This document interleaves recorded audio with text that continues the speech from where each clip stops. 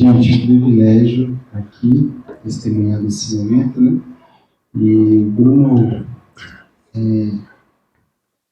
adjetivou a nossa relação como uma amizade, e é exatamente isso. A gente tem essa amizade há uns...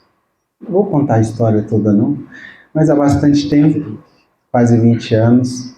E, para mim, participar da apresentação desse livro é mais do que falar de uma obra, né? É testemunhar o percurso de uma pessoa que acredita em algo.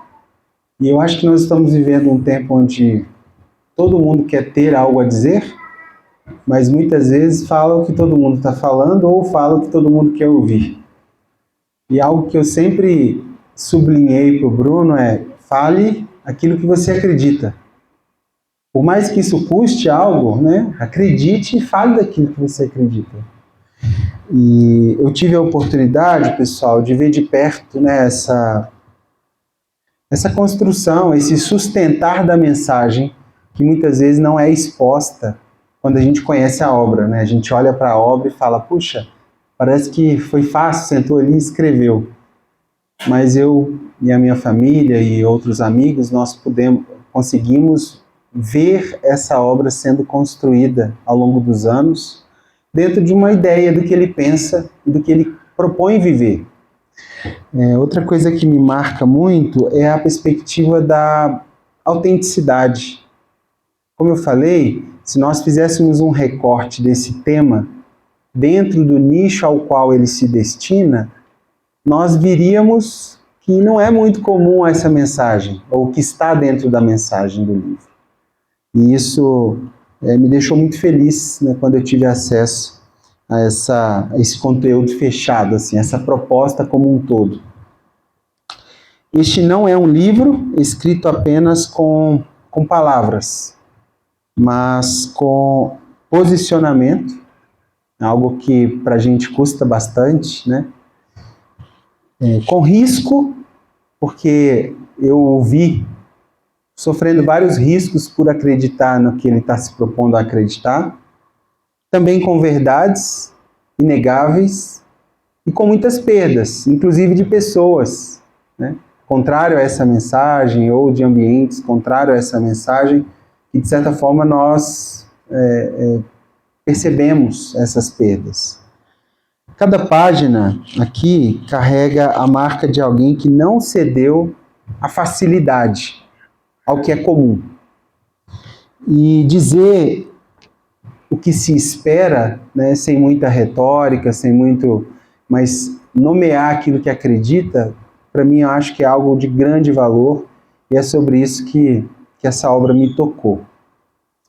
Cada página aqui fala do Bruno, mas fala também de um outro mestre.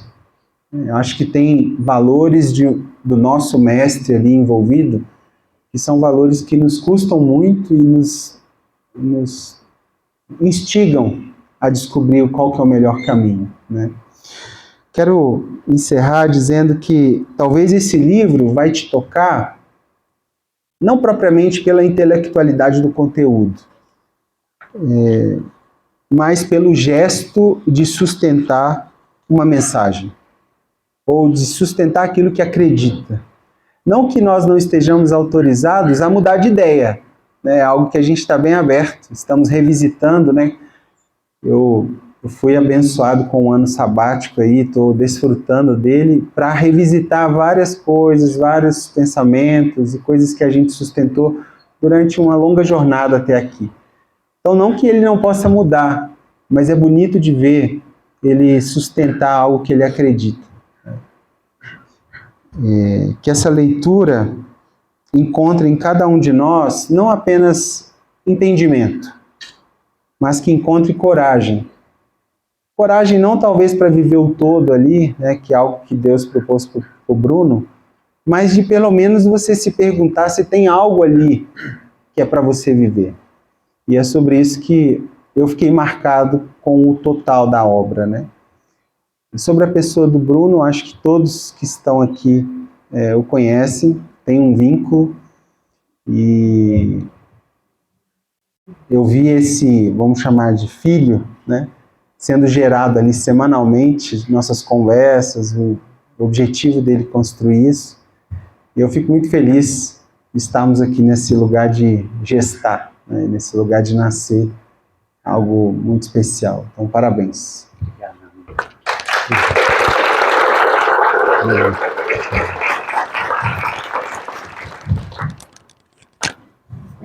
Boa noite agora, oficialmente.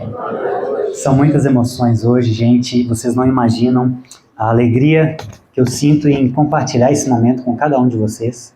Estar aqui olhando para o rosto de pessoas que fizeram, que fazem e que ainda farão parte da minha vida. Isso é algo marcante para mim. Tá? Então, eu queria começar essa apresentação, não poderia ser diferente, agradecendo, primeiramente, aquele que nos criou, aquele que nos permitiu estar aqui, o nosso Deus Pai, que criou um universo tão maravilhoso, tão complexo, criou pessoas inteligentes, capazes de fazer arte, de escrever, de fazer pinturas, de compor músicas que nos impressionam, que nos levam a sentir coisas que a gente não sentiria sem a arte. Então eu queria te convidar a ficar de pé para a gente bater uma salva de palmas em louvor ao nosso Deus. Vamos juntos? Obrigado, Senhor. Obrigado. Muito bem. E eu queria agradecer algumas pessoas em específico. Pode se sentar, fica à vontade. Queria começar com a minha esposa, Lídia. Eu não estaria aqui se não fosse ela, né, gente? Quem é casado sabe a importância de termos um companheiro, uma companheira ao nosso lado, e a Lídia tem sido essa companheira. Obrigado, amor. Obrigado por tudo que nós temos vivido até aqui, nesses 15 anos de casado. É muito especial estar aqui dividindo isso com você. Te amo. Tabita, minha filhinha, cadê a Tabita? Tabita é recepcionista, né, filha? Tabita também, gente, é um presente para nós. Ela é um dos alvos da escrita desse livro e todos nós queremos deixar algo importante para os nossos filhos. E é muito legal deixar uma herança para os nossos filhos. Isso é bom. Mas o que tem de mais valor que a gente pode deixar para eles é um legado. É uma história. São valores que não vão perecer. Então, ela é um dos alvos da escrita desse livro, viu, meu amor? Te amo. Eu também. Queria agradecer minha mãe. Minha mãe não está aqui, ela atrasou, ela está nos bastidores, né? Os mais próximos ficam nos bastidores, mas eu quero registrar, isso está ficando gravado, por ter me dado a vida e por ter me compartilhado a fé que ela tinha e forrado o caminho para que a gente continuasse a florescer na vida.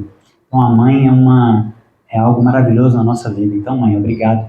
Se você estiver vendo esse vídeo agora, obrigado pela sua vida, pela sua presença na minha vida. Minha irmã Manaíra, meu cunhado Alisson, meus sobrinhos, cadê os meninos? Ah, tá com a mamãe. O Henrique e a Alice, que também fizeram parte da minha vida, dividiram a vida comigo. E a gente não chega em lugar nenhum sozinho. Então, se estamos aqui hoje em pé, fazendo algo bacana, que a gente gosta, é porque tivemos pessoas que nos apoiaram. E os irmãos também são muito importantes nessa jornada. Obrigado, meu irmão. Quero agradecer as pessoas que endossaram essa obra. Vocês vão ver aqui nessa obra, são 4 endossos. Temos irmãos e teólogos importantes aqui da nossa cidade e do Brasil. Tive o privilégio de ter um endosso de pessoas nesse nível. O pastor Igor Coelho, da Esperança, lá da Esperança. O pastor André Coelho, também é nosso irmão amado, não sei se ele está aí.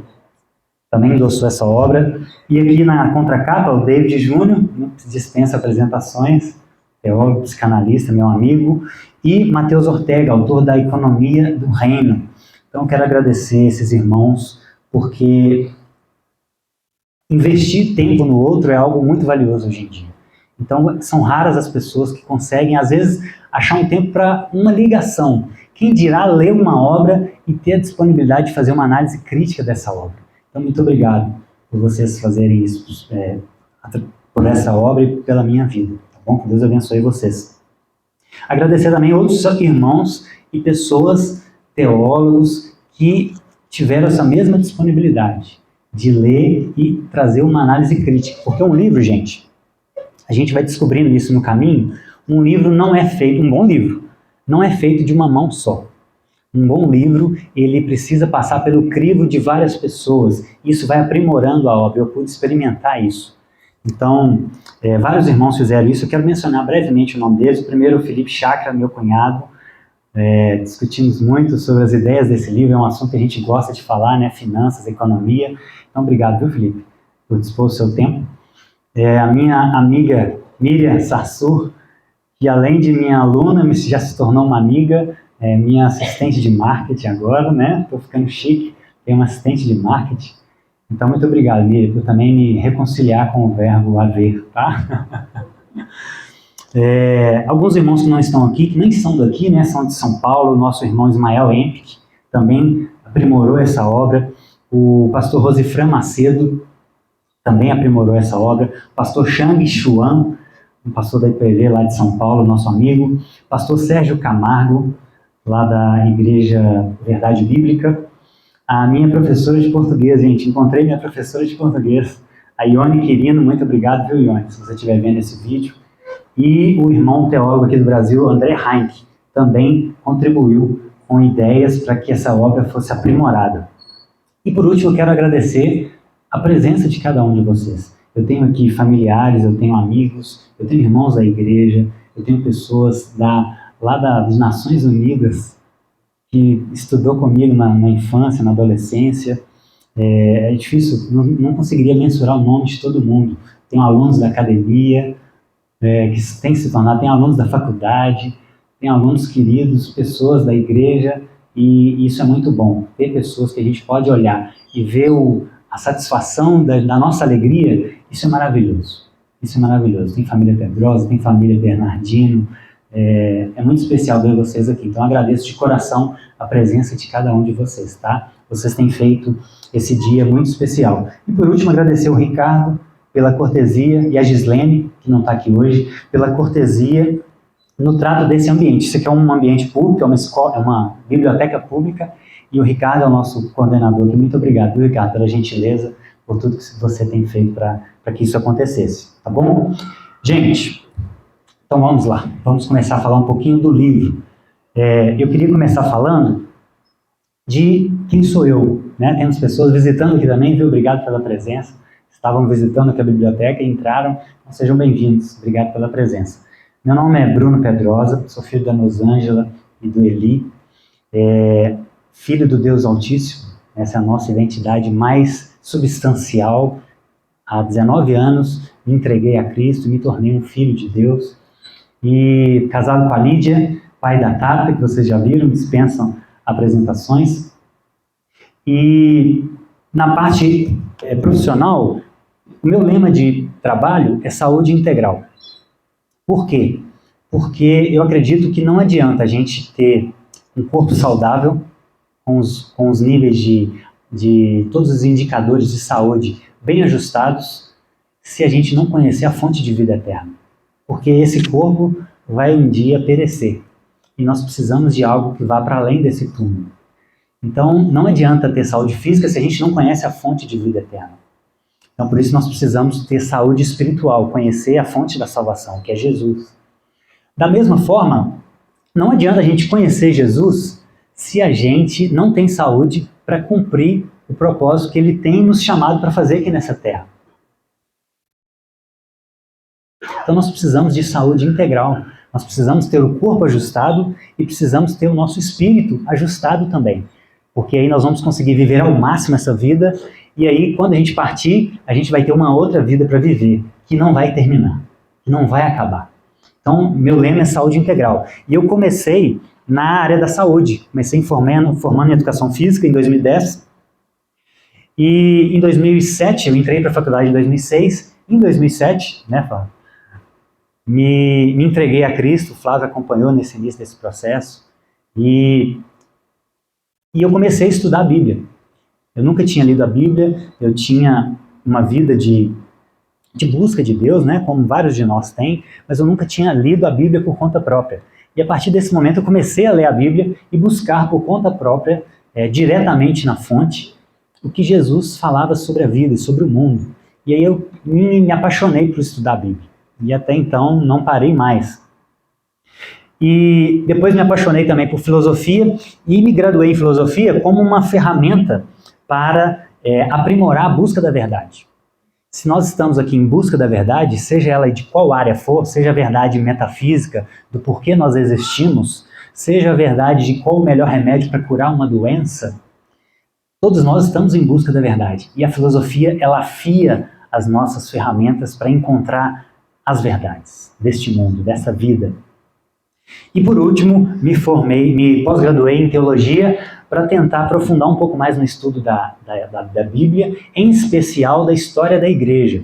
Porque eu comecei a pensar sobre o assunto de finanças e eu comecei a pensar o seguinte: ok, o que os cristãos ao longo dos anos pensavam sobre isso? E aí me pós-graduei em história da igreja, tá bom? Então esse é um pouquinho um resumo de quem sou eu. E eu quero começar também falando com vocês o que vocês vão ganhar com esta obra. O que humildemente eu estou propondo acrescentar para este mundo com essa obra. Porque quando a gente pensa em escrever um livro, quem vai nessas drogarias, o que mais tem são livros, né? A gente vai no caixa e o que mais tem são livros de finanças. Então eu me perguntei muito, por que escrever mais um livro de finanças? O que eu poderia acrescentar? E a proposta desse livro é trazer e resgatar dois princípios principais que Jesus trabalha nos seus evangelhos, na escritura como um todo. Ele é autor de toda a Bíblia, ele está presente de Gênesis a Apocalipse. Então, quando eu estudei a Bíblia várias vezes e tentei fazer um resumo dela, o que eu encontrei? Encontrei dois princípios. O primeiro deles é o contentamento.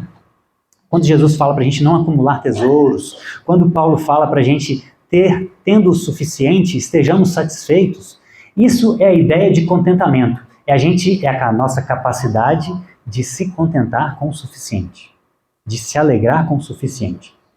E o que isso pode trazer para nós? Uma vida mais leve. Por quê? Porque muito das nossas dificuldades na vida são por duas razões principais. Ou porque temos falta, ou porque estamos buscando padrões altos demais. Isso pode nos gerar sofrimento. Isso pode nos gerar dor. Muita gente se acomoda na falta e muita gente está batalhando em excesso para buscar padrões cada vez mais altos, que a nossa sociedade tem colocado para nós como padrões. E os padrões vão só aumentando. Então isso pode gerar uma vida agitada, uma agitação na alma, que os filósofos diziam. E o contentamento, a ideia de Jesus para nos contentarmos com aquilo que é suficiente, isso pode gerar em nós um alívio. Reduzir pressões que a sociedade impõe para nós, que muitas vezes não são saudáveis. E o segundo ponto que Jesus fala, que é a generosidade. Então, o primeiro é o que a gente usa dos recursos, tem a ver com o que a gente recebe e utiliza. O segundo, o que a gente oferece para o próximo. E a generosidade nos dá a oportunidade de ganharmos tesouros eternos. Todos nós aqui temos uma conta celestial. E quando Jesus falou para a gente não acumular tesouro, ele falou para a gente não acumular tesouro aqui na terra, mas ele falou que a gente pode acumular nos céus.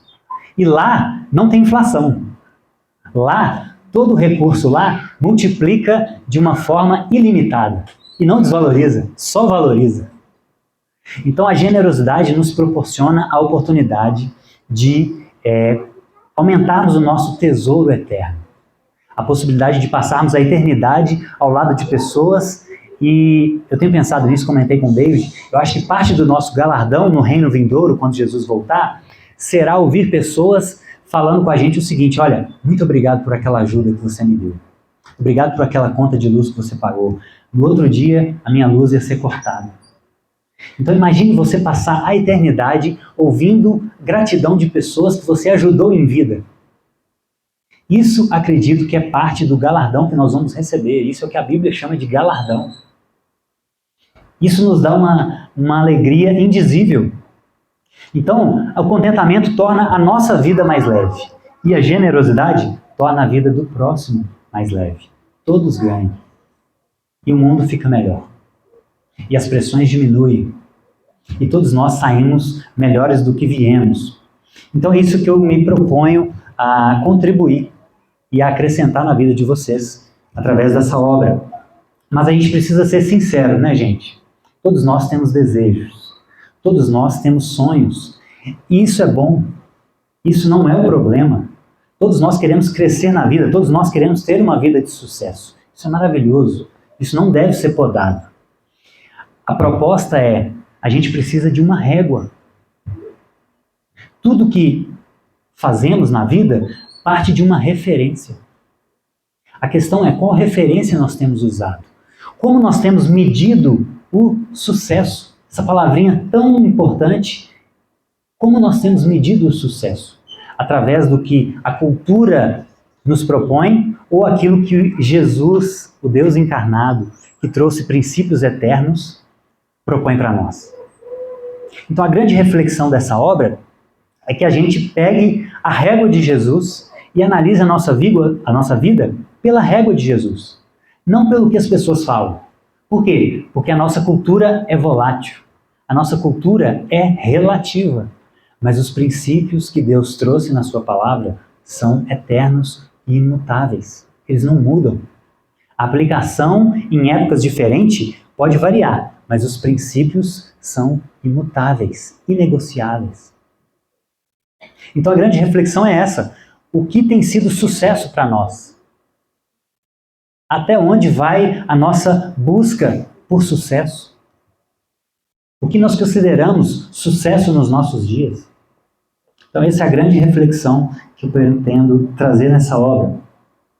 E quando eu penso em por que escrever um livro, todos nós que já vivemos um pouco nessa vida, a gente tem experiências na vida. E essas experiências vão moldando a nossa vida. E eu comecei a pensar sobre o assunto de finanças já no início da minha infância, com a minha experiência com a escassez. Por volta dos 12 anos, quem nasceu numa família de classe média baixa sabe como que qualquer alteração financeira gera prejuízos nas suas finanças. Então, meu pai faleceu, eu tinha 7 anos, e por volta dos 10 anos, nessa idade, essa aqui é a minha vovó Natalina, por volta dos 10 anos, eu comecei a experimentar a escassez. Foi a minha primeira experiência com a escassez. E como que isso se manifestou?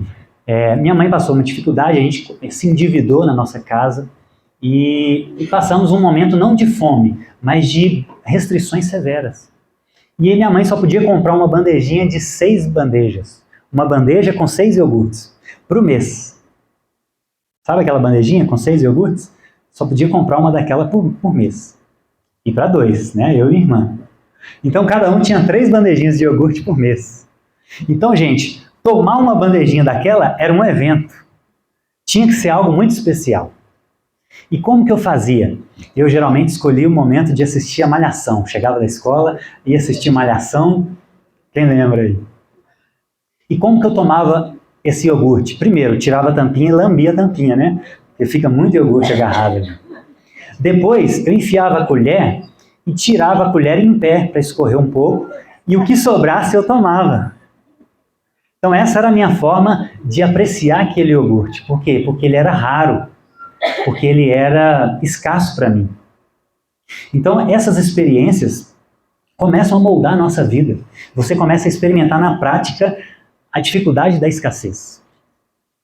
Graças a Deus nós não passamos fome, mas tivemos restrições severas que marcaram a minha vida até hoje. Quem me conhece sabe o quanto eu gosto de iogurte hoje. Por isso, gente. E aí você vai na casa de coleguinha e você tem outras referências. E aí você começa a pensar desde criança, poxa, nossa, ele tem micro-ondas. Na época era algo assim, tem micro-ondas, uau, o que é isso? Não precisa esquentar na panela. Isso vai fazendo com que você comece a refletir. Eu sempre gostei de refletir, né, gente? E começou na infância. Depois, ao longo da vida, eu já estava noivo da Lídia nessa época, e a gente liderava uma célula na igreja da Lagoinha, e a gente levava os jovens para os abrigos de Belo Horizonte. A gente começou, né, Tiago, Fernando, o David passou para eles passaram para a gente, a liderança, e a gente começou a fazer esse trabalho em abrigos.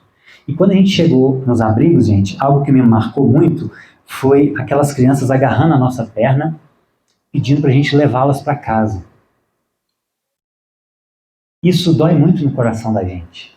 Mas o mais dolorido é saber que aquelas crianças, grande parte delas, estavam ali porque os pais não tinham condições de dar uma vida digna para ela, por causa da escassez. Não tinham uma casa limpa o suficiente para acolher uma criança. Então essas foram as duas experiências com escassez que começaram a marcar a minha vida. E ao longo da vida a gente vai tendo outras experiências, a gente vai encontrando pessoas que têm outro estilo de vida e você começa a se perguntar, por que tudo isso? Como nós paramos aqui? Um mundo com tantas divergências, com tantos opostos, com tanta miséria, comida sendo jogada fora e tanta pessoa passando fome. A gente produz mais comida do que a gente consegue comer. Essas contas não começaram a não fechar na minha cabeça.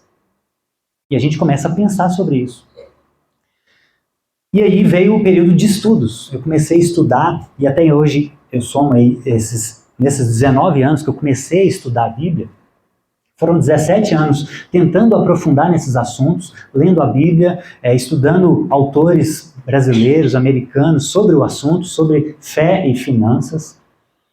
E 2 anos, nos últimos 2 anos, eu lapidando esse conhecimento, oferecendo essa obra para outros autores pensarem sobre o assunto e me criticarem, falar, o que você acha disso?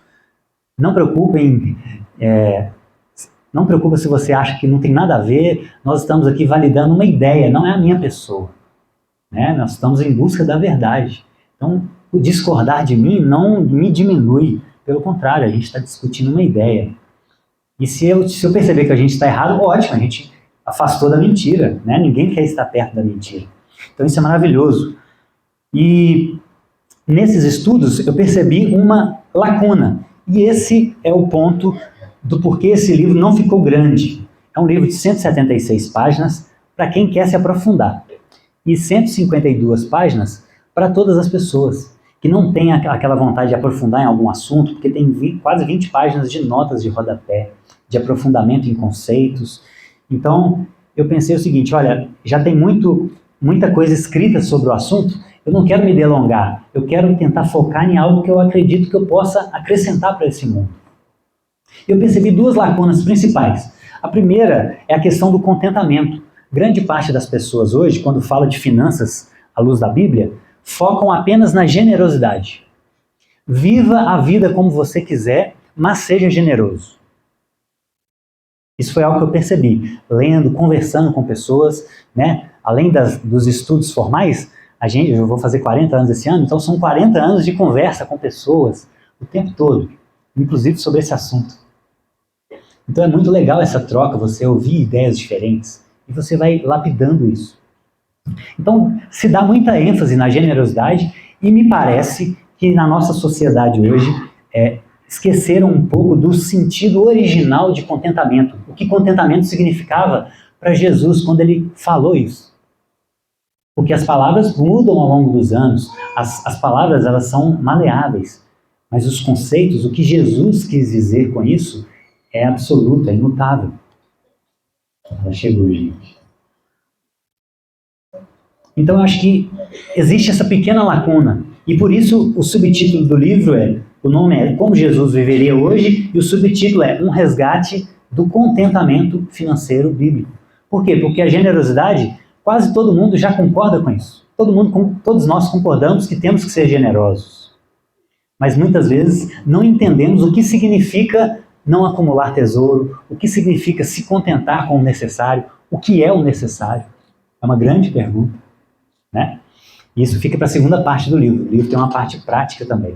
A primeira parte é aprofundando nesses conceitos, tentando resgatar o que isso significava na época de Jesus e depois como a gente aplicar isso nos nossos dias. E a segunda parte é uma linguagem, a falta de uma linguagem precisa de muitos autores. Muitos bons autores já escreveram sobre o assunto, porém, em alguns momentos, fale-se numa linguagem precisa. E a graduação em filosofia me ajudou nessa parte, porque o filósofo ele é treinado em buscar a mentira, o paradoxo, a contradição. Isso é o que o filósofo é treinado para fazer. E quando você lê algo que não soa bem, você vai tentando... Existe até, gente, fórmulas para tentar identificar falhas de raciocínio. É um negócio incrível, a filosofia. E essa vivência na filosofia me apontou para algumas questões que precisavam ser mais esclarecidas. Os conceitos precisavam ser mais esclarecidos. Porque, às vezes, muitas vezes, as pessoas chegavam a se contradizer, sem perceber. E isso é uma característica. A filosofia nos ajuda a identificar essas questões. Então, essa pequena lacuna que eu pretendo acrescentar com essa obra. Resgatar o que significa o contentamento para os nossos dias e tentar trazer um pouco mais de clareza, inclusive na parte prática. Ok, temos que ser generosos e contentes, mas o que isso significa hoje? Qual estilo de vida isso representa? Isso é uma pergunta altamente prática. E a segunda parte desse livro é para tentar responder isso. E por que isso é importante? Porque a gente vive uma época de mentalidade de escassez. E essa foi a grande descoberta para mim nos estudos para esse livro. Gente, quando a gente fala de mentalidade de escassez, nós focamos nessa parte aqui, ó, do gráfico. O comodismo. Essa é o mais fácil de identificar. Uma pessoa cômoda. E no nosso país não é difícil encontrar aquelas pessoas que rejeitam assinatura de carteira para continuar recebendo Bolsa Família. Alguém? Isso é muito comum. Eu converso com pessoas diariamente que falam, olha, as pessoas não querem assinar carteira porque senão elas vão perder o benefício do Bolsa Família. E mesmo quando a assinatura da carteira é maior do que o benefício. E o que é isso? É mentalidade de escassez. Comodismo na escassez. Isso é um problema. Isso tem que ser combatido. Então nós vivemos numa época em que preguiça muitas vezes é considerado como direitos. Então nós vivemos numa sociedade que muitas vezes premia a preguiça. Então isso é um problema que a gente precisa combater. Isso é um problema grave. Porém, o que me mais chocou estudando sobre finanças, inclusive os estudos mais recentes sobre finanças, sobre comportamento financeiro, é que o outro extremo também é uma mentalidade de escassez. Quando nós temos metas ilimitadas e queremos padrões sempre altos, sempre cada vez mais altos, isso também aponta para uma mentalidade de escassez. Por quê? O conceito de escassez é sensação de falta. Aqui a pessoa sente falta, mas ela se acomoda. E aqui ela nunca está satisfeita. Isso também é mentalidade de escassez. Diferente do que muitos coaches falam nos nossos dias. Mas o que os estudos recentes têm mostrado é o bem-estar financeiro não se resolve só com o aumento de renda, mas com ajuste dos nossos desejos. Isso me marcou demais. Eu falei, uau! O que a ciência está descobrindo hoje é o que Jesus fala há 2000 anos. Tendo o que comer e vestir, estejam satisfeitos. Tendo aquilo que é suficiente para uma vida boa, não é uma vida de escassez, uma vida boa. Estejam satisfeitos. O que a ciência está descobrindo agora, como sempre, é o que Jesus já falava há 2000 anos. Pensarmos nos nossos desejos, que eu falei no princípio. Então, é uma tentativa de tentar mostrar, fazer um raio-x de nós.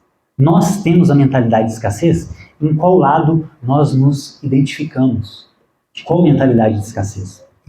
E olha que interessante esses estudos, feitos lá na América do Norte. 70% dos americanos têm o dinheiro como maior fonte de ansiedade.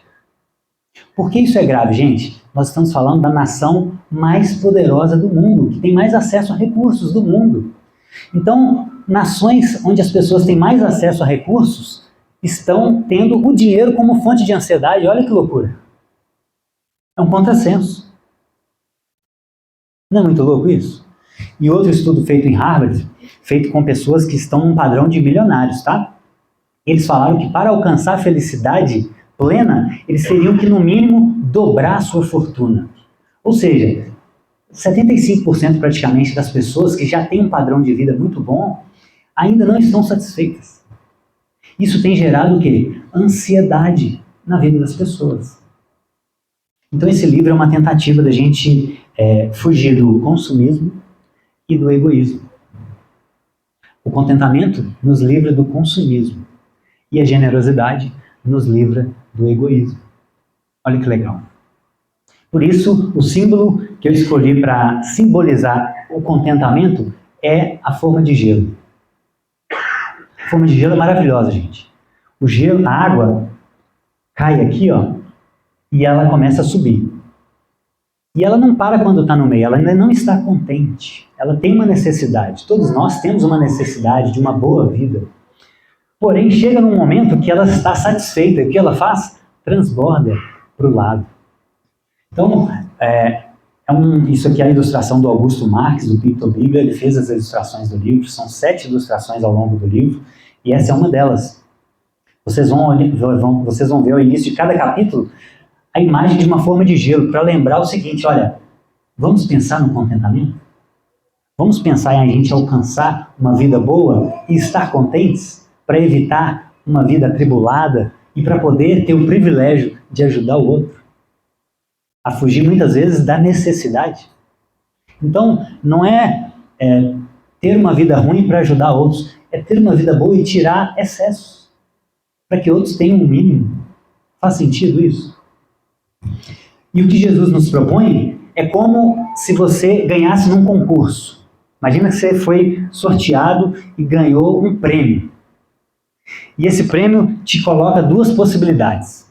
Ou você recebe hoje a possibilidade de morar 6 meses num hotel 4 estrelas.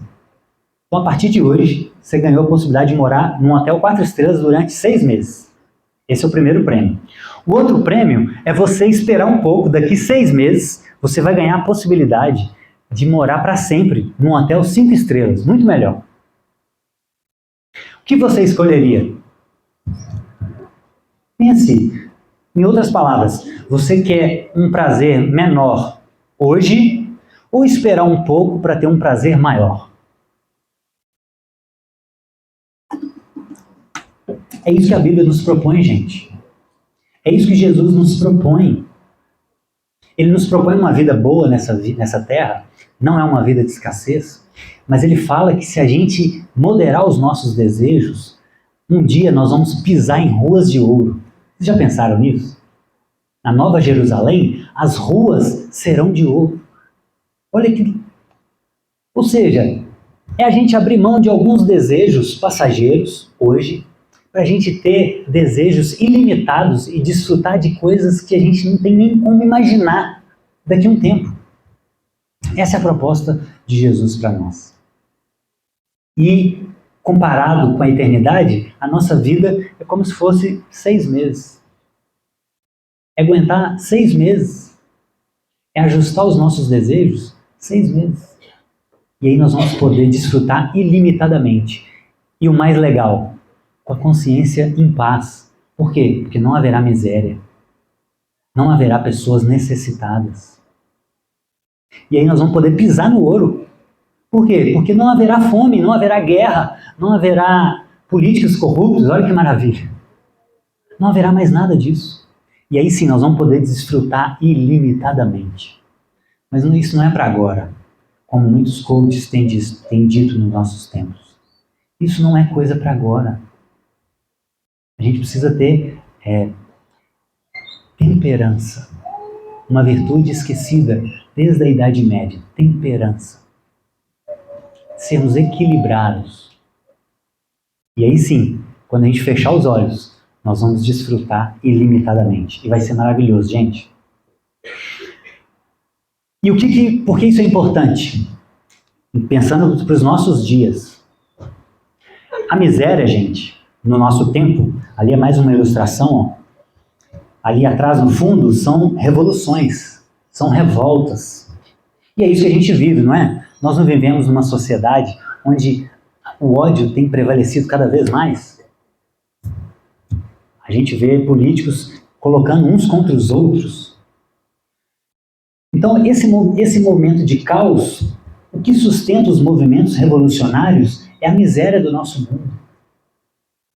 E se a gente enxergar as finanças, o dinheiro, os recursos como uma ferramenta que pode melhorar esse mundo, nós vamos acabar com o argumento dos revolucionários. Olha que maravilha.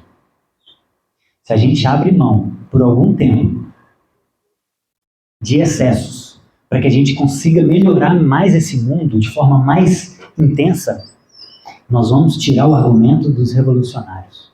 Acaba. Se a gente tivesse um ambiente de mais segurança, de mais paz social, de mais suprimento de necessidades, eles perderiam os seus argumentos. Então nós temos a oportunidade de acabar com essas tentativas de revoluções violentas através da melhoria desse mundo. Olha que interessante.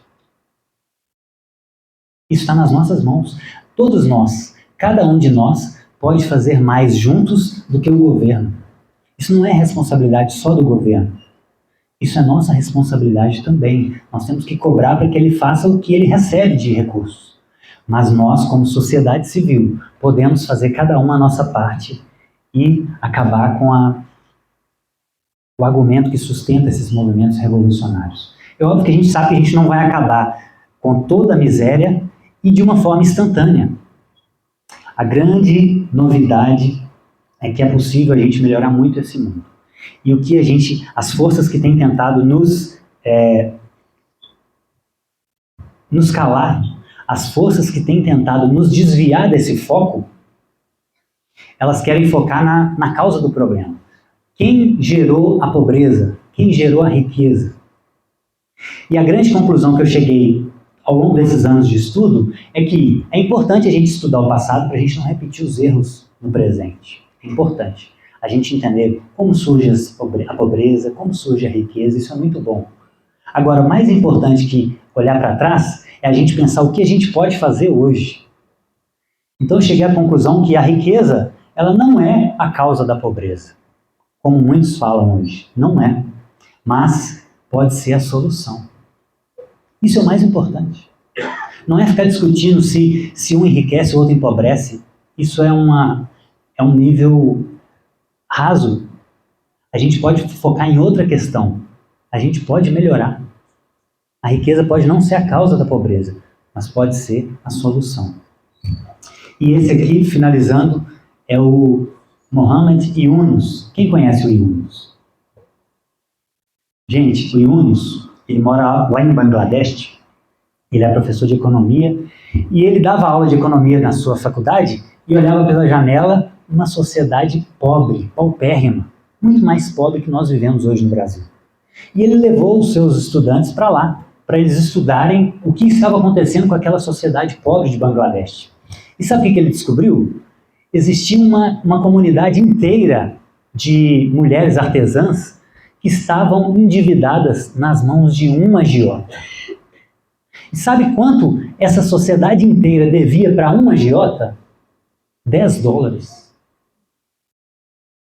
É claro que na época isso era um pouco mais, mas a grande questão é, ele ficou assustado. Por quê? Porque ele exigia das mulheres que elas produzissem os seus artesanatos e vendessem para ele no preço que ele estipulasse.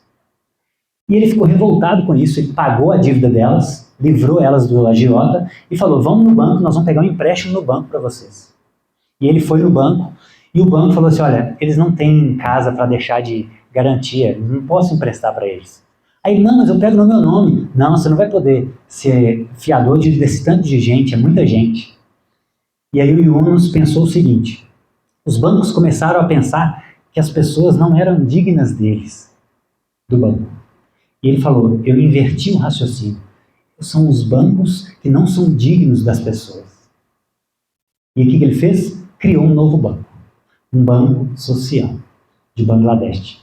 E vocês vão ver aqui nas páginas finais desse livro alguns dados e o que o Yunus conseguiu. Em Bangladesh, a pobreza do país caiu de 74% para 40%. A expectativa de vida subiu de 56 anos para 65 anos. O IDH aumentou 45% até o ano de 2005. Então, em pouco mais de 20 anos, gente, ele fundou o banco em 1983, em pouco mais de 20 anos, um homem conseguiu reduzir a pobreza drasticamente na sua região. Um homem. E o que todos nós juntos não podemos fazer pelo Brasil? Então, para exemplificar e para colocar isso em prática, para colocar o contentamento e a generosidade em prática, o Senhor colocou no meu coração em doar metade dos lucros desse livro para o combate à pobreza. E cada ano eu vou pedir ao Senhor uma direção de qual instituição ajudar, qual está mais necessitada. E a primeira que ele me direcionou foi o Banco Liberdade. E nós temos a oportunidade de termos a nossa IUNOS brasileira. Não só brasileira, mas Belo Horizontina. E então a metade dos lucros desse livro vão ser doados para o Banco Liberdade, para que o Banco Liberdade consiga ter acesso a outras pessoas que são carentes e necessitam de renda. Tá bom? Então, essa é a mensagem principal do livro. Generosidade e contentamento. E nós, juntos, podemos transformar esse mundo. Nós podemos mudar o mundo. Não o mundo todo. Não tudo de uma vez. Mas uma frase que me marcou é: sucesso é fazer com que uma vida tenha respirado melhor por causa da sua existência. Então, se a gente conseguir fazer uma vida respirar melhor porque a gente existiu, pisou nessa terra, nós tivemos sucesso. Então, agradeço a vocês pela paciência, pelos ouvidos. Que Deus abençoe cada um de vocês. Glória a Deus por isso. E agora eu quero chamar... Obrigado.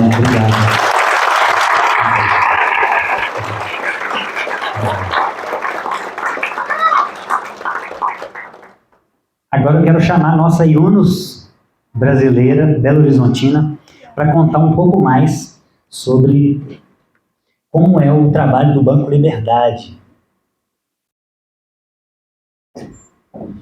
Isso, fica à vontade, eu vou abrir aqui, tá? Ok. Boa noite, pessoal. Que honra, fiquei emocionada com a história da construção do livro. E o Bruno começou a palestra dele falando sobre gratidão. E a palavra é duplicada aqui comigo. Eu agradeço imensamente a presença de cada um de vocês aqui nessa noite, prestigiando um trabalho feito com um coração gigante, que é o coração do Bruno, e um coração tocado pelo amor de Jesus para ajudar o outro. Isso, assim, para mim, assim, é de uma emoção incrível, porque o Banco Liberdade é o fruto de uma dessas reflexões. O que eu posso fazer para reduzir a pobreza e as desigualdades do Brasil, e o que eu posso fazer com aquilo que eu tenho, que eu adquiri, saindo de uma situação de muita pobreza, melhorei, progredi, e como que eu posso fazer para deixar o mundo um pouquinho melhor, para ajudar a quem precisa. Então, pausa só um minutinho, só para a gente colocar o microfone. Pegar um pedaço da blusa. Aqui, ó. Deixa eu pegar aqui. Aqui, ó. Pega licença. Isso. Fica melhor, né? E aqui, ó. Pode passar os slides aqui, tá bom? Eu passo aqui. Só apertar. Ok. Então, pessoal, é gratidão. Primeiro a Deus, assim, que é tudo na minha vida, e agradecer também a equipe que me acompanha de voluntários desse projeto, agradecer por todas as vivências, experiências que eu tive a oportunidade de passar, de aprendizado, pessoas que me ajudaram. E, acima de tudo, aquilo que o Bruno falou quando ele começou a palestra: ninguém faz nada sozinho, né? Então, o Banco Liberdade fez 10 anos, é um projeto que não é divulgado nas redes sociais, porque nós ainda não temos o funding para fazer os empréstimos. Possivelmente, se fosse um projeto de algum político. Okay? se fosse o projeto de algum político, já teria estourado, mas a gente preferiu seguir uma linha apartidária, porque a gente quer ter o objetivo de ajudar todos. E a gente acredita, o Yunus levou 20 anos para que o projeto dele estourasse, ganhasse, virasse um banco que fomentou a pobreza de Bangladesh no país inteiro. Então, assim, eu acho que a gente está num caminho bom de aprendizado. E eu vou falar um pouquinho de mim, rapidamente. Eu sou Belo Horizontina de coração, nasci no sertão da Bahia, vim para Belo Horizonte adolescente. Meu primeiro emprego foi com 13 para 14 anos numa ótica no centro de Belo Horizonte. Eu não tinha idade para ser caixa, então o cargo foi auxiliar de caixa, mas eu sabia onde que eu queria chegar e com trabalho e estudo, orientado por uma mãe que é tudo para mim, que é uma empreendedora gigante. Ela sempre falou, você só vai vencer com trabalho e com estudo. Então, com 17 anos eu cheguei em bancos, eu tenho uma jornada de quase 33 anos em banco, formei em administração, tenho 2 pós, fazendo mestrado, e estudando sempre, porque nesse país não tem outra alternativa a não ser estudar. O Banco Liberdade nasceu na incubadora de negócios da Fundação Dom Cabral e eu vou contar a história para vocês. Então, qual que é o projeto, qual que é a essência do projeto? A gente é um banco social de microcrédito. Chama banco, mas é uma associação de crédito sem fins lucrativos, que foi a forma que o Banco Central me autorizou a trabalhar, fazendo pequenos microcréditos de laboratório, e esse microcrédito só seria possível se a pessoa passasse por uma jornada de curso. Educação financeira pessoal, aprender a lidar com as finanças pessoais, lidar como que você controla o dinheiro, por que a escassez, como vencer a escassez, e depois um curso de educação empreendedora para você montar um nano ou micronegócio na sua casa mesmo. Então, assim, pela descrição do projeto, vocês já viram que é um projeto para pequena renda, pessoas da base da pirâmide, pessoas de favelas e de comunidades. Qual que é o nosso público-alvo? É aquela pessoa que está desempregada, que são muitos, o número é bem maior do que a estatística fala, e pessoas que paralisaram com os Bolsas Famílias da vida e acham que a vida é aquilo ali, que parou, que acomodou. Como o Bruno bem falou na palestra dele, a pessoa ficou no comodismo. Então, o que a gente faz? A gente realmente leva uma luz para a pessoa, a gente estende a mão e faz com que a pessoa desperte para aquele talento que ela nasceu ou o curso que ela fez, ela possa gerar renda, trabalho e dignidade para ela e para a família dela.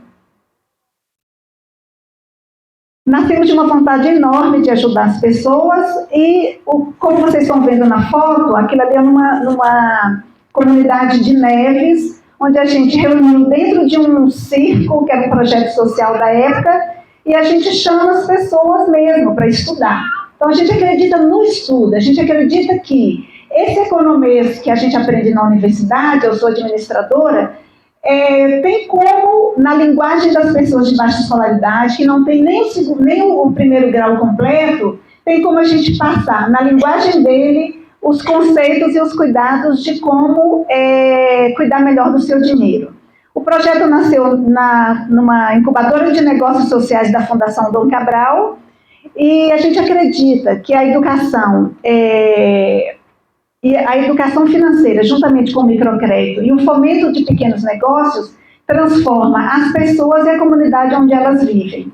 A nossa jornada hoje, isso aqui é muito mais, tá? A gente já treinou muito mais de 3.000 pessoas, porque a gente é convidado para algumas ações que algumas prefeituras fazem, e uma das funções que a gente faz nessas ações das prefeituras é ensinar a educação financeira e a educação empreendedora. O Círculo de Ouro. Por que a gente resolveu inspirar num projeto de Bangladesh, ter o professor Yunus como a inspiração maior? Eu li o primeiro livro que ele ganhou, quando ele ganhou o Nobel da Paz por ter tirado o Bangladesh da linha de miséria. E ao ler o livro Banqueiro dos Pobres, eu me perguntei, por que não criar um projeto desse no Brasil? Então, esses são os princípios do Banco Liberdade. Por quê? Desenvolver pessoas e as comunidades onde elas vivem, para que vivam com respeito e com dignidade. Como? Sendo um banco de microcrédito social que fomenta a relação transformadora entre a pessoa e o seu dinheiro. O quê? Dá dignidade através da educação financeira e da educação empreendedora. Quem somos? Isso aqui é uma formação de uma comunidade, nós trabalhamos com muitas comunidades. A gente termina de dar a jornada em finanças, em educação financeira e educação empreendedora, e a gente faz a formatura, a pessoa recebe um diploma, e a gente recebe os depoimentos das pessoas. É uma coisa muito emocionante, porque quando eu chego na comunidade, eu chego através de lideranças, e as lideranças, elas falam assim, Elis, olha, tem muita gente precisando, vamos formar uma turma de 30 pessoas. E naquela turma de 30 pessoas, mais ou menos 90% são mulheres. E mulher é uma força transformadora em qualquer sociedade, em qualquer comunidade, em qualquer favela. Porque a mulher, ela quer aprender. E ao aprender, ela replica aquele conhecimento. Então, a gente... vocês estão vendo aqui a foto, né? É só um rapaz, mas a gente tirou foto de vários grupos e tem poucos homens nessas jornadas que a gente faz de educação financeira e educação empreendedora. E o que nós achamos mais interessante, que é importante falar para vocês, a mulher, quando ela faz um curso, quando ela aprende algo e quando ela é motivada por algo, ela fala, ela conversa. Então, a próxima jornada que a gente faz, aquela turma de 30, tem mulheres que trazem a família inteira. Olha, o que eu aprendi lá, eu nunca aprendi na minha vida inteira. Eu aprendi a cuidar do meu dinheiro. Eu aprendi que consumo não é sair comprando qualquer coisa que eu vejo. Eu aprendi que consumo é desejo e necessidade. Então, é muito legal, depois de cada jornada, a gente vê os depoimentos das pessoas. Então, o que a gente oferece? Um curso de educação financeira, educação empreendedora e um microcrédito para que o ecossistema do empreendedorismo seja completo. Que tipo de problema que a gente se propõe a resolver com o Banco Liberdade? Mais de 40 milhões de desbancarizados. Vocês viram na época da pandemia, quando o presidente deu o Auxílio Brasil, a Caixa Econômica teve que abrir mais de 40 milhões de CPF. O que significa isso? Significa que a gente tem um número de pessoas desbancarizadas no Brasil que é muito maior do que a gente imagina. Eu faço trabalho dentro das favelas, eu faço trabalho dentro das comunidades. Eu conheço pessoas com 60 anos, 70 anos, que nunca abriu uma conta, não tem nem um cartão da Caixa. Ela recebe o valor da faxina em dinheiro e guarda o dinheiro debaixo do colchão. Então, assim, tem isso no Brasil. Então, assim, é um país tão rico e é um país com tanta escassez e é um país de pessoas desbancarizadas. Por que as pessoas estão desbancarizadas? Porque é um sistema financeiro excludente. O Brasil, o dinheiro tem cor. Eu trabalhei em bancos, eu cheguei a ser gerente executiva sênior, trabalhei em 2 bancos internacionais. Se chega uma pessoa preta e chega uma pessoa branca, pleiteando um crédito, quem ganha é a pessoa branca. Então, infelizmente, o dinheiro no Brasil tem cor. E o sistema financeiro do Brasil é excludente. O que nós propomos no Banco Liberdade diante de um cenário como esse? Mais de 40 milhões de desbancarizados, mais de 10 milhões de desempregados. Por que esse número de mais de 10 milhões de desempregados não é o número da estatística do governo? Porque a estatística do governo, ele mede o desemprego pelo CAGED, que é um sistema que mede aquela pessoa que saiu do trabalho, deu baixa na carteira e tem um seguro-desemprego. Depois de mais ou menos 7 ou 8 meses que o seguro-desemprego foi dado e acabou, a pessoa não entra mais na estatística do desempregado. Então, é muito mais de 10 milhões de desempregados no Brasil, podem ter certeza. E a gente trabalha à base da pirâmide. A escassez de trabalho e renda na base da pirâmide, a gente tenta criar um ciclo vicioso com a educação financeira e com o microcrédito. MEI sem acesso ao microcrédito. Os bancos têm uma política que o governo brasileiro, não é de hoje, estabelece uma meta de microcrédito para MEI. Não alcança os pequenos, não alcança os micros e não alcança os nanoempreendedores. O pessoal das favelas, por exemplo, que chegar na Caixa Econômica Federal para pleitear um empréstimo, não é aprovado. Primeiro, o Serasa existe um score de crédito que, para você passar naquele funil do score de crédito, você tem que ter crédito. E se a pessoa não tem crédito, como é que ela vai ter um score de crédito? Então, assim, é piada isso no Brasil. Então, quem é pobre no Brasil, o ciclo é para continuar na escassez e na pobreza.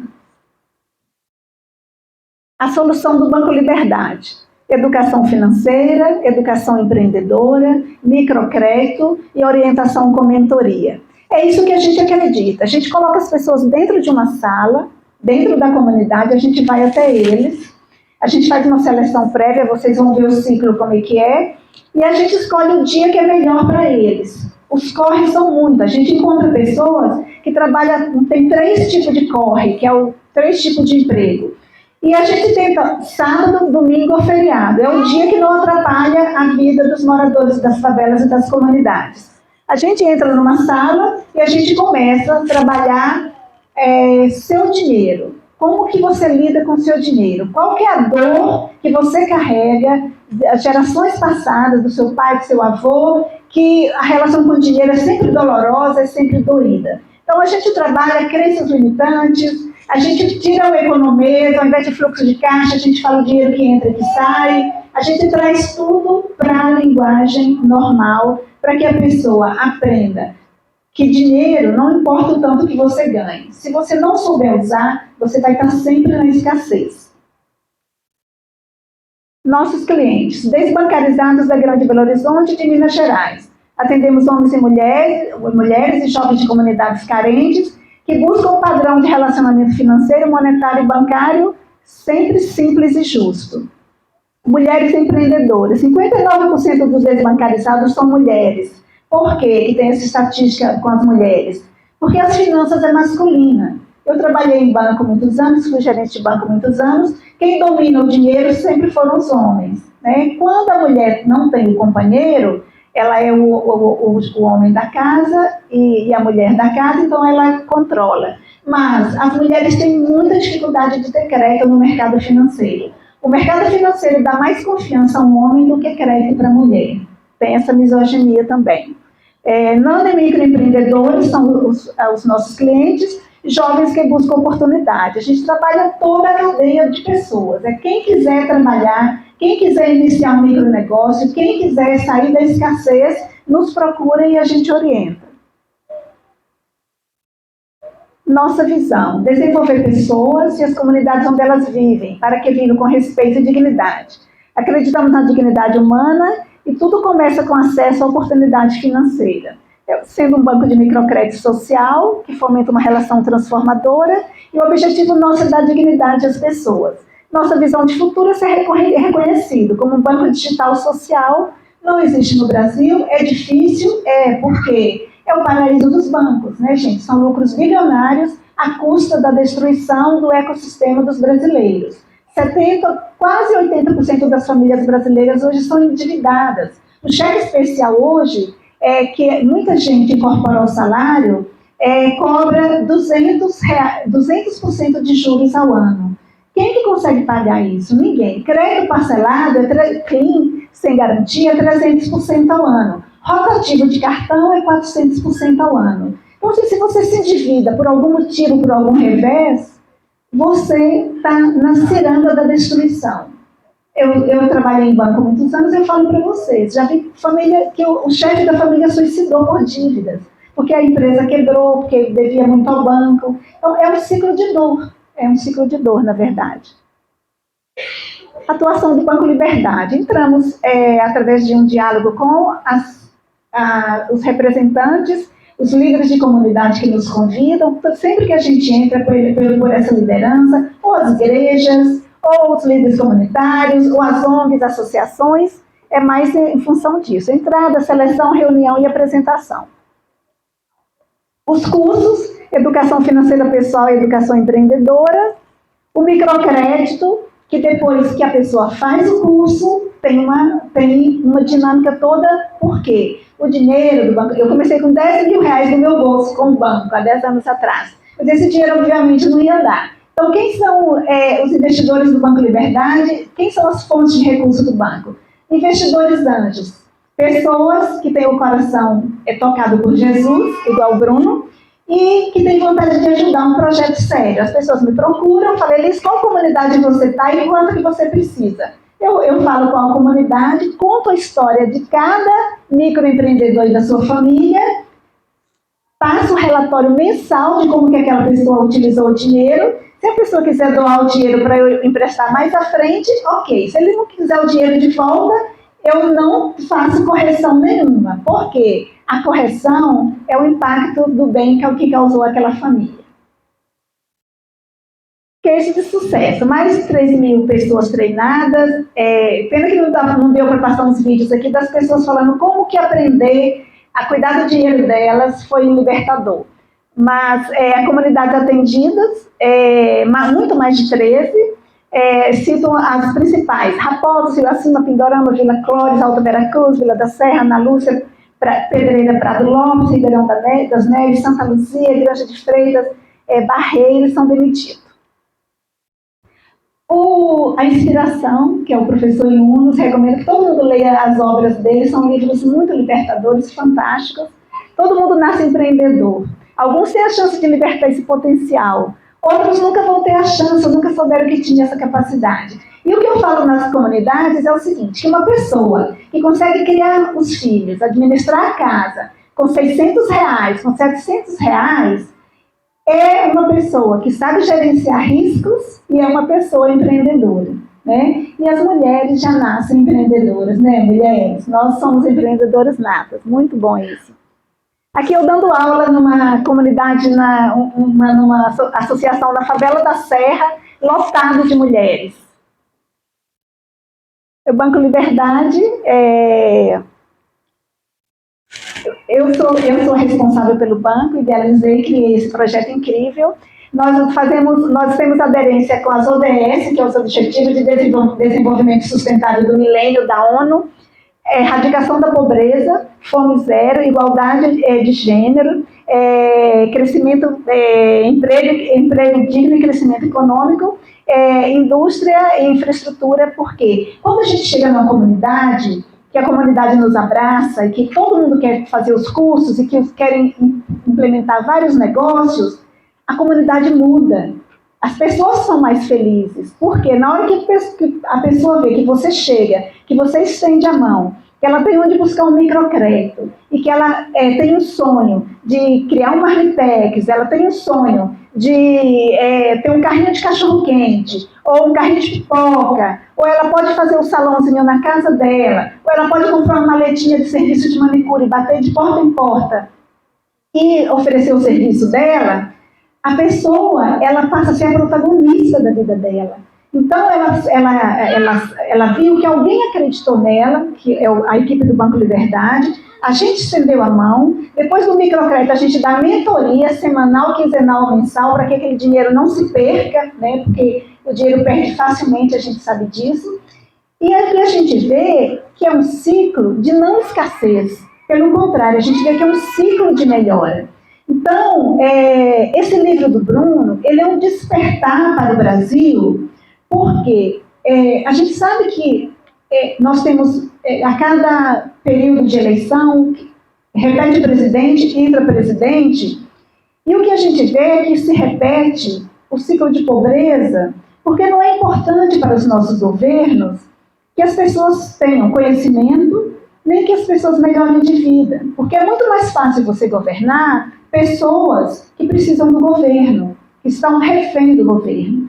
Então, o que eu acho que o microcrédito deveria ser? Deveria ser um instrumento de política pública. Além de ter instituições como o Banco Liberdade, o governo devia criar programas onde a pessoa que precisa empreender ou que recebe o Bolsa Família ou qualquer outro programa do governo, ela passasse por um período de formação e aquele período de formação tivesse uma contrapartida para que ela virasse a protagonista da vida dela. Porque ter trabalho, ter renda e ter dignidade é que faz com que a pessoa se sinta bem e não que a pessoa fique a vida inteira dependendo do governo.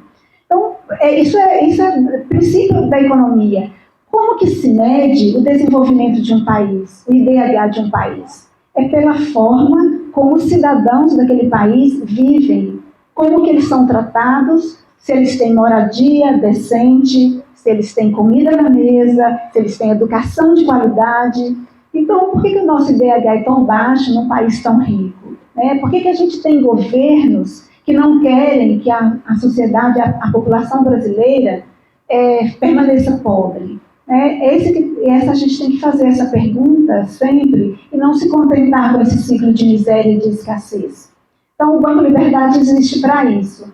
Eu acredito no empreendedorismo, eu vim de uma situação de muita pobreza, consegui sair disso com trabalho, com estudo e empreendendo também. Então, assim, o que eu levo no meu discurso do Banco Liberdade para qualquer lugar que eu vou é que o empreendedorismo e a educação são libertadores e são instrumentos de geração de renda, de trabalho e dignidade para a pessoa humana. Muito obrigada.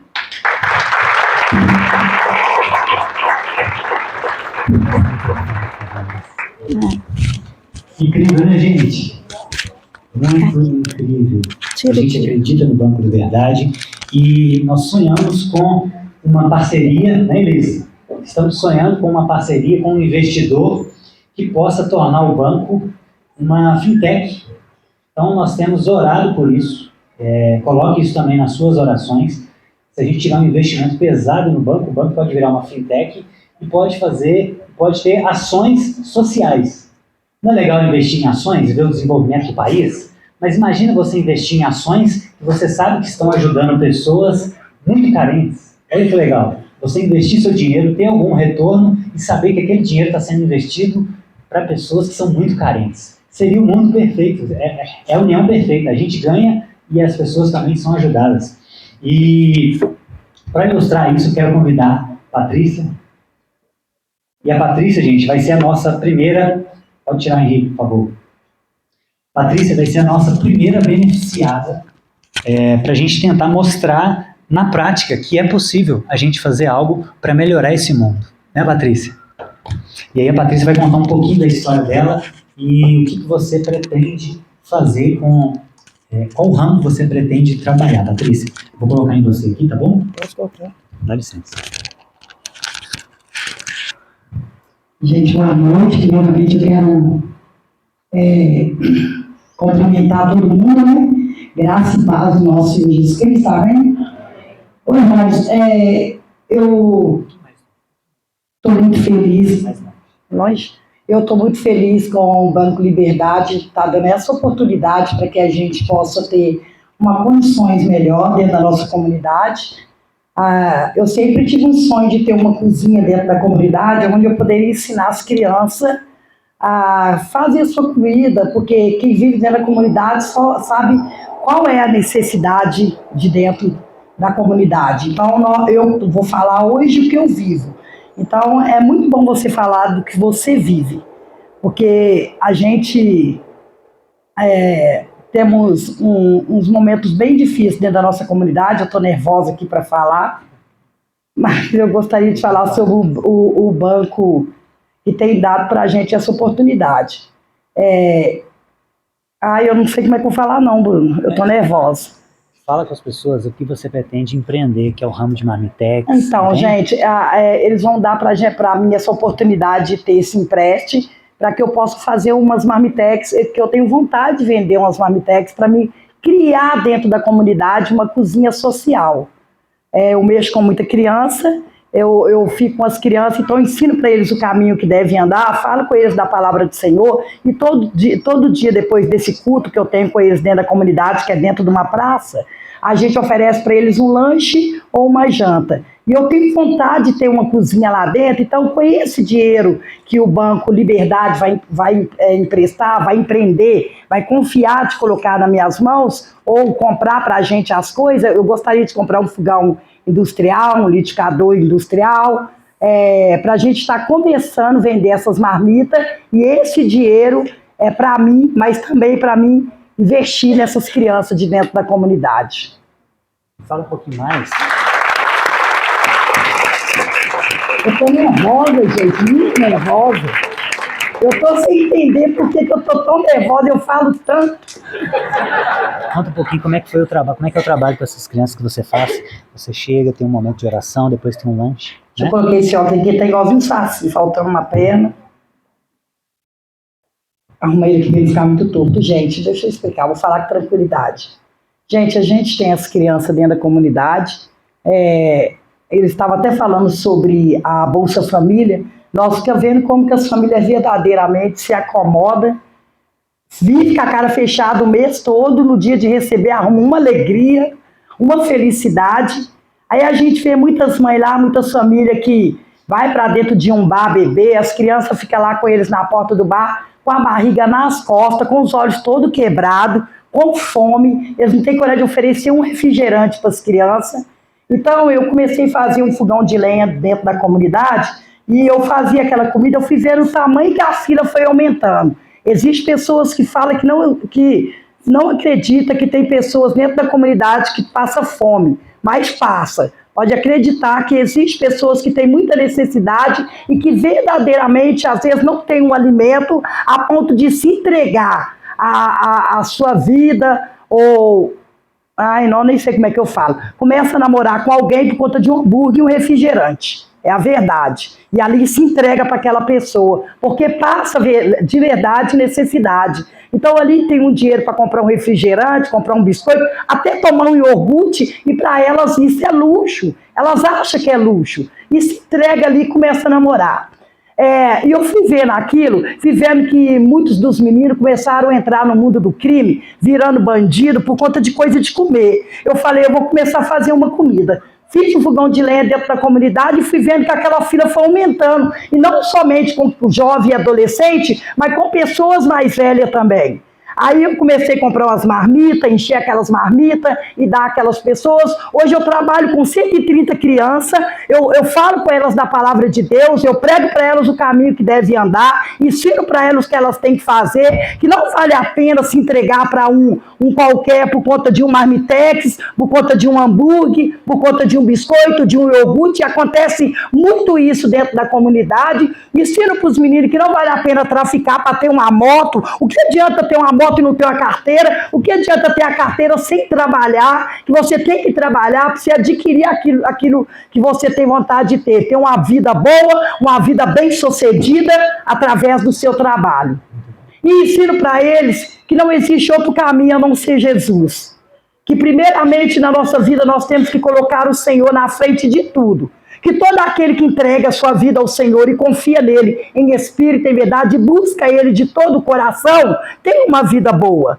Então, depois que eu ensino para eles, falando com eles da palavra do Senhor, eu faço a gente canta uns 3 louvor, eu leio a palavra para eles, ensino eles a memorizar versículo, eu falo para eles livre, eles falam salmo, eu falo número, eles falam 23. Eu falo, o Senhor é meu pastor, e eles respondem, nada nos faltará. Então, sempre a gente está ensinando para eles uma palavra, o meu coração transborda de alegria quando eles memorizam os versículos.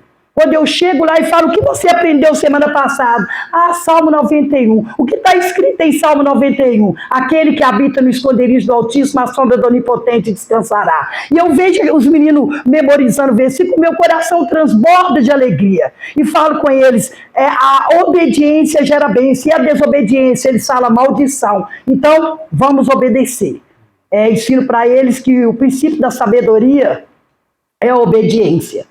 E depois disso eu ofereço para eles um lanche, um almoço, e nós não temos a ajuda de órgão público, porque não é político, não é registrado, então não tem ajuda de órgão público e nem é político.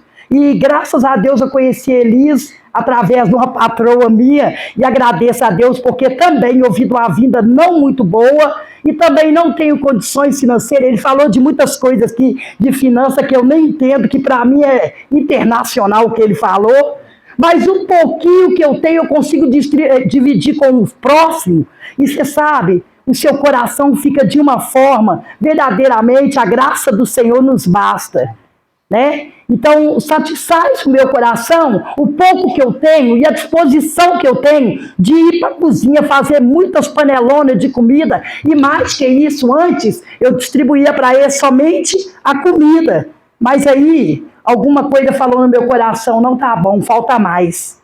Faltava a palavra, né? Como o Bruno falou, não adianta se alimentar somente o seu físico.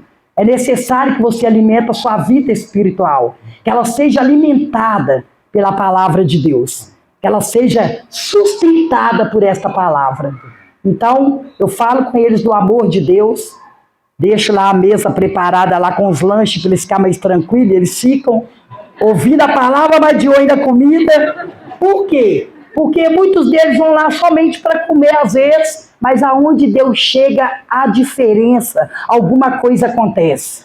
Aonde Deus chega, algo diferente acontece. Então eu deixo a mesa lá preparada com os copos de refrigerante, com os cachorro quente, ou então um arroz temperado, um tropeiro, e vou falando da palavra de Deus, porque fica fixado no coração deles. Eles vai com interesse da comida, mas acaba sendo alimentado pela palavra e pela a comida.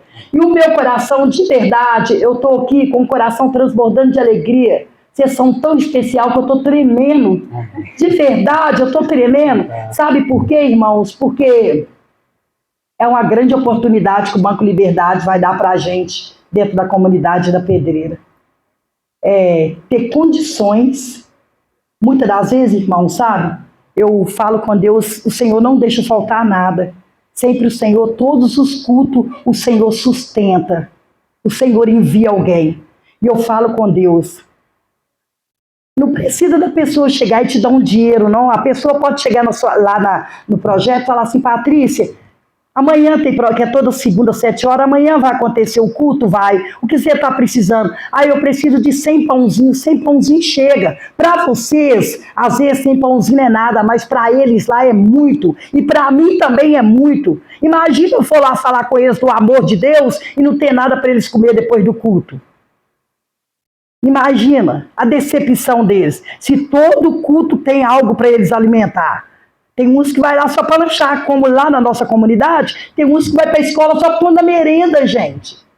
É verdade. Tem menino que levanta de manhã, eu vi minha filha fazendo isso outro dia, eu fiquei meio nervosa com ela. Levanta de manhã e ele fala, mãe, eu queria um pão. Não, na escola você vai comer. Que isso? Na escola você vai comer? E se na escola também não tiver?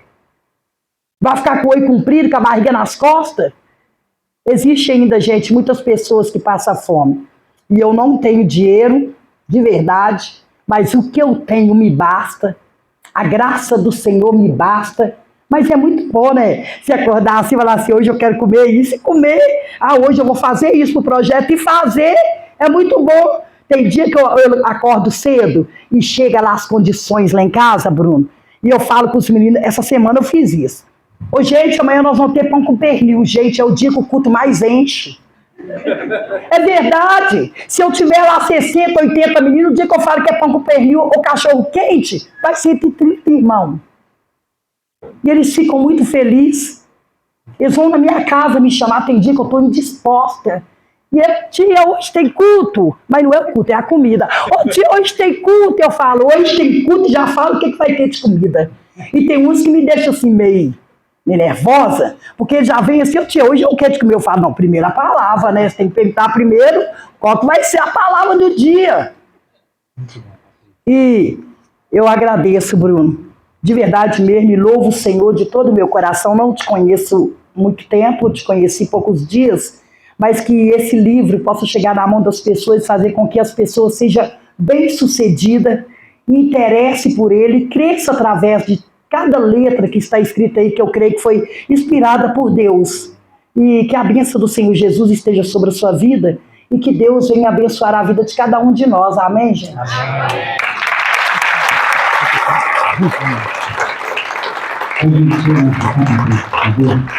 Gente, nós vamos fazer a assinatura agora do contrato. Isso é um ato simbólico para mostrar que um livro não é só teoria. Mesmo as maiores, mesmo as teorias mais profundas, elas têm uma aplicação prática. Então, a ideia de moderação e generosidade, ela ganha vida aqui, através da vida da Patrícia. Cada um aqui, Patrícia, se olhando esses rostos, fizeram parte desse projeto. Eu só escrevi o livro, mas cada um comprou esse projeto. Então, o que você está recebendo de Deus, através do Banco Liberdade, através da minha vida por esse livro, tem a participação de cada uma dessas pessoas. Posso agradecer? Pode. Então, gente, eu quero agradecer vocês mesmo, que cada colaboração sua que vocês fizeram para criar este livro, que Deus possa suprir, né, todas as suas necessidades, cuidando de todas as áreas das suas vidas, né? Que tudo que vocês fizerem por nós, ainda que seja dado uma letra por esse livro, que ele será vendido e será passado alguma parte para o Banco Liberdade e será passado pelas comunidades, então vocês também fazem parte da nossa vida. E que Deus possa abrir a janela dos céus, derramar a bênção sacudida, recalcada e transbordante sobre as suas vidas. E é muito difícil, Bruno, a gente ver pessoas que têm uma vida bem-sucedida preocupar com aquele que não tem. Não é? As pessoas hoje, quanto mais eles têm, mais eles querem. Mais eles têm, mais eles querem, mas para levar para onde? A palavra de Deus fala que vale tanto dinheiro sem a presença do Senhor. Né? Só falar um pouco com o pessoal. Então, pessoal, esse é um dos projetos do Banco Liberdade. É uma seleção que a gente faz no mês, fora os trabalhos que a gente faz na comunidade, via as associações. A gente tem um projeto que a Patrícia está participando, que chama Apoie uma Mulher.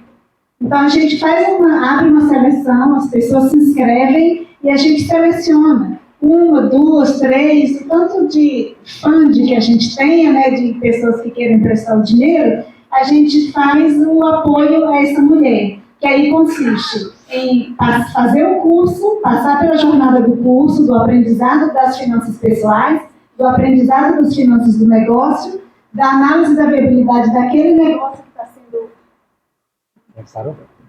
Da viabilidade daquele negócio,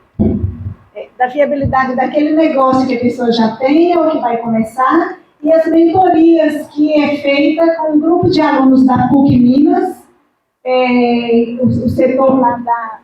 Deve ser a bateria. A PUC Minas ajuda o Banco Liberdade, onde os alunos da área de Ciências Econômicas me ajudam a fazer as mentorias para as mulheres empreendedoras.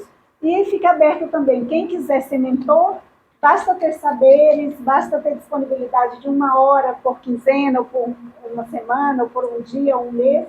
A gente também aceita os mentores anjos que queiram ser voluntários no banco, ok? Uhum. Por favor, Patrícia. Da onde? Aqui, ó.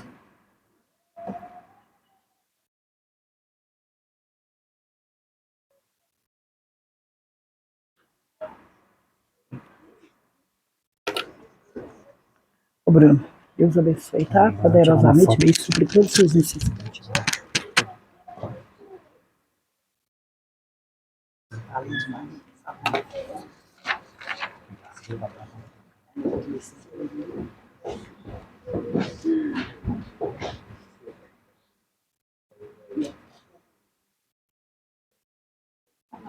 Gente!